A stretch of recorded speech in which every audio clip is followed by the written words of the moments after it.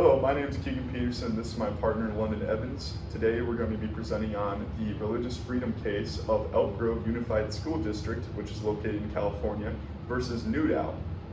I will be talking about the facts and whether or not we agree with the case, and Lunden. I will be talking about the roles played, the legal issues regarding religious freedom, and we're also going to be comparing our case to another at the end. So to begin with, we have the parties in the case and the roles played. So to begin with, we have Michael Newdow, who had a daughter who attended a public school in Elk Grove in California. They were both atheists, and he decided that he wanted to bring his issue to court against David W. Gordon and the school district, who were the petitioners, with Terrence J. Cassidy representing them. And just to go back, Father Michael Newdow was representing him and his daughter pro se. And then lastly, we have Justice Stevens, who delivered the opinion of the court. And just to keep in mind, this case actually went through 2 other court rulings before being brought to the Supreme Court.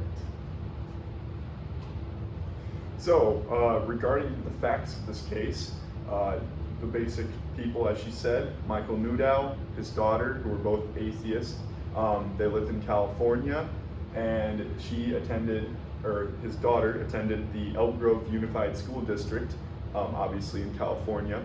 And so basically the meat of this case is that every day the Elk Grove Unified School District, like many other schools in the country, would do the Pledge of Allegiance for their students.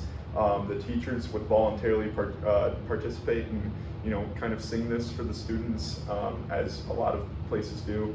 And the issue with that took place here is that the Pledge of Allegiance in a public school contains the words "under God." Now, Mr. Newdow, who was an atheist, believed that this violated the Establishment Clause in the First Amendment because of the fact that his daughter, who was in a public school, was being forced or subjected to listening to the words "under God" or religious terms, and therefore was impeding upon his religious freedom.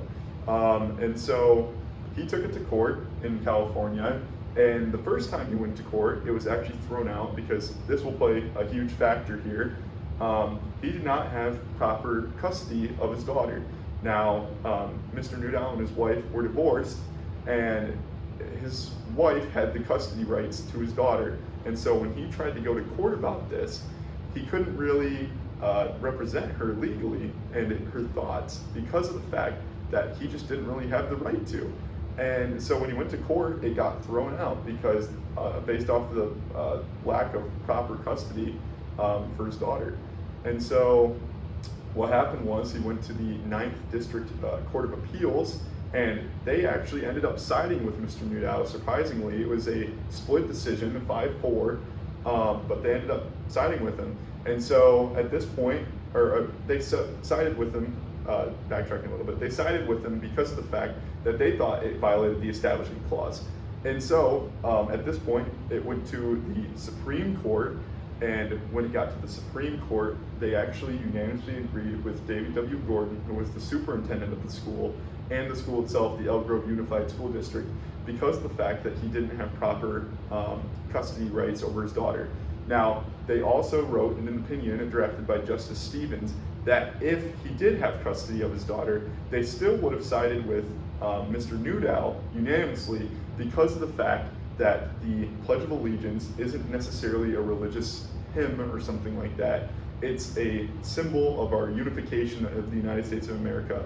The words "under God" were put in there originally because of the fact that the United States was founded on the belief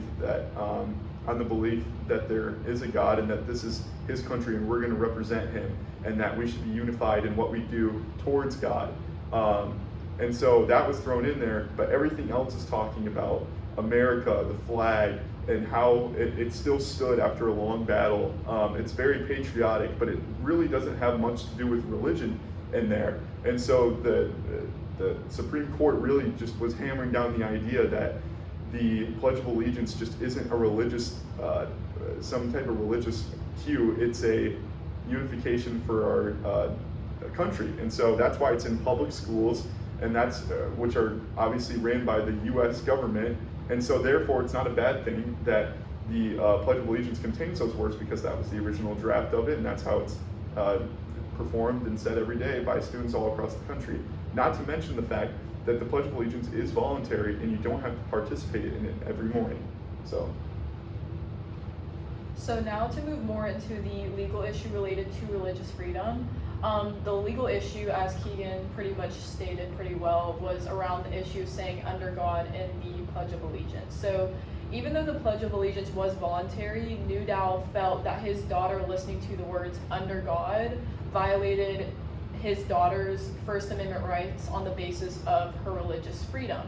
So doing more research on this, I decided that it fell more under the Establishment Clause of the First Amendment as opposed to the Free Exercise Clause, because it states that the government is prohibited to establish a religion, which Newdow felt that his daughter having to say the words under God established a religion for her, although really under the Pledge of Allegiance, she is just stating the words under God. However, the Pledge of Allegiance more represents the unification of the United States as opposed to establishing a religion. Whereas the Free Exercise Clause talks about more of your freedom to practice your religion, which I felt didn't really have anything to do with this case, whereas the establishing of a religion is more revolved around where Newdow felt was happening. So that was the biggest legal issue related to the religious freedom in this case. So now we get to the thoughts on the case and whether or not me and Lunden agree with this. We reviewed what happened in the case and what this case was all about pretty thoroughly and carefully, and we believe that based off of the evidence presented and based off the facts of this case, that the court made the right decision the first time and when it got to the Supreme Court. We believe that the second court that sided with Mr. Newdow in a split decision did not make the right choice, but in the end they ended up making the right choice.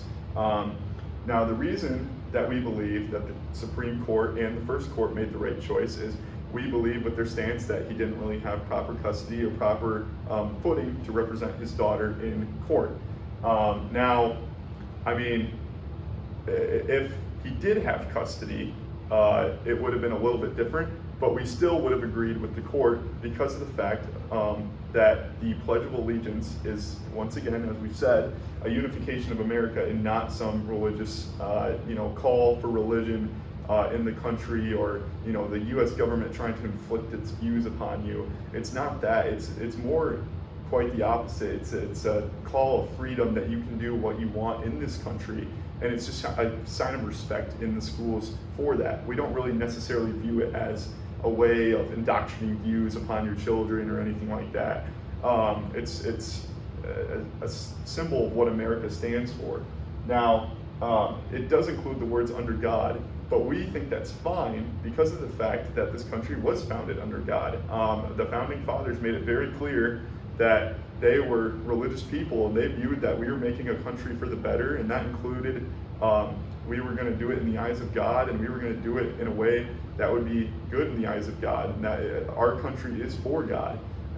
Now, Mr. Newdow and his daughter were residents of the United States of America, and therefore, he should be hopefully celebrating what this country stands for in terms of freedom and freedom of religion. I mean, in a lot of other countries, you can't be an atheist, and in this country, you can, because we have that freedom of religion.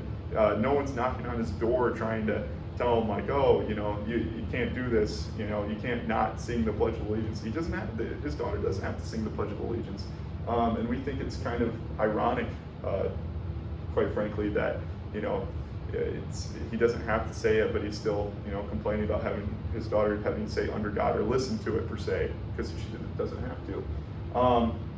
And not to mention, this pledge has been around since the 1800s, and it's being practiced in schools ever since. It's been a long run common thing that no one's really said much about it, and now it's just kind of a thing because of two simple words that he doesn't have to agree with or say.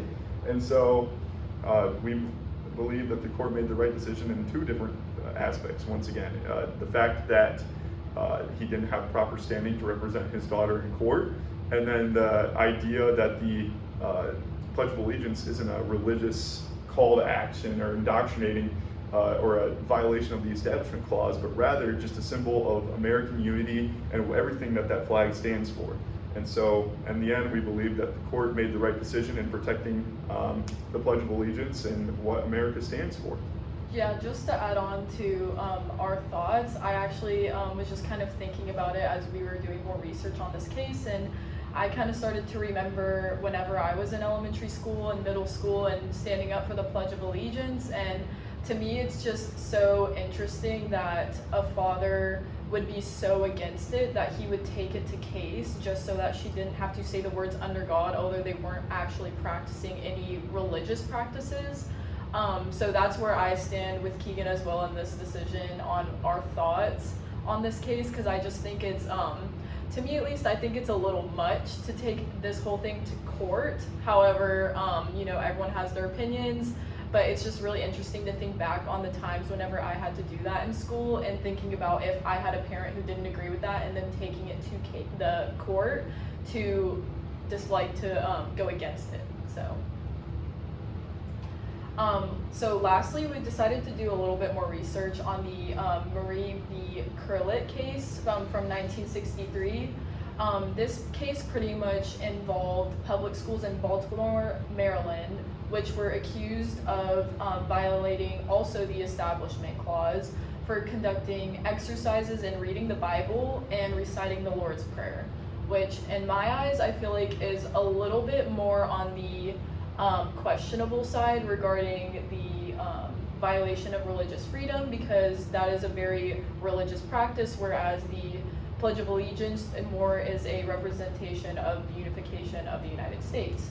So the decision of the court was that they told the child who filed against the action that they were not required to partake in the action of reading the Bible or participating in prayer, but they said that the case did not violate the First Amendment, which I honestly found a little surprising considering this was definitely more of a religious practice, but I decided to choose this case to compare to Newdow because they actually came to the same conclusion that it did not violate the First Amendment. So we thought that was super interesting, and it was really interesting to learn more about this case as well as the Newdow case. And these are our sources that we have, and we thank you for your time. Thank you.